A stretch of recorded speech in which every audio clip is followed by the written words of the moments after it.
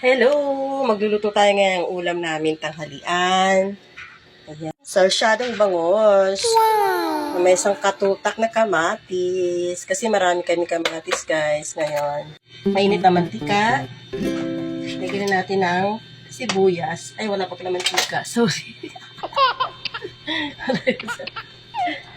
Nakalimutan ko, sorry. Ayan. Lagyan natin kasi maraming kamatis. Kawali lang pala yung pinainit ko. Okay, nakasan ko konti ako eh. Ayan, painitin natin ng mantika. Ayan, take 2. Mainit na mantika, lagyan natin ng sibuyas. Pasensya na wala akong bawang. What? Okay na yan, sibuyas. Maraming sibuyas kaya masarap din yan kahit walang bawang. Wow! No? Palabasin na daw kaluluwa, sabi ni Chef. Bango. Ngayon pala ang bango na. Ayan. Matagal lang din nagluto ng sarsyado. Ngayon na lang ulit. At ibahin ko naman kasi lagi na lang prito yung inuulam ko. Hindi na siya healthy. Actually, balak ko sana paksiw. Kaso wala akong luya. Hindi naman pwede wala luya paksiw, diba? Eh, marami yung kamatis. So, next ko.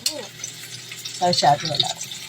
So, at this point, na yung niya. Lubas ang kaluluwa niya. Lagyan na natin kamatis.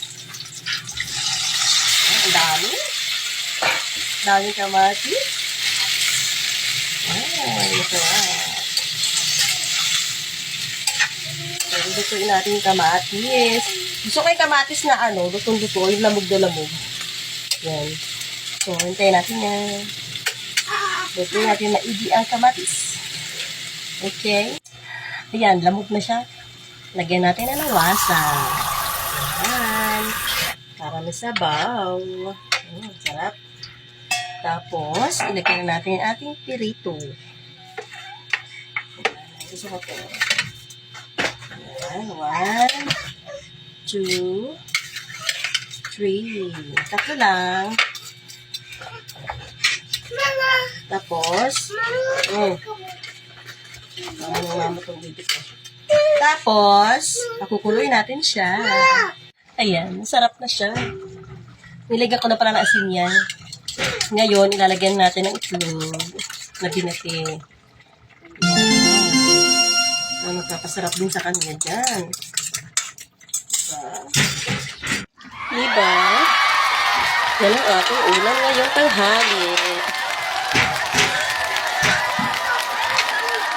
Yan, sarsyadong bangos. At ulam ng mamshi. Diba? Ang sarap. Tatlo yan, yung isa, dalawa, tatlo. Kaya ko na kita. Luto na. Bye!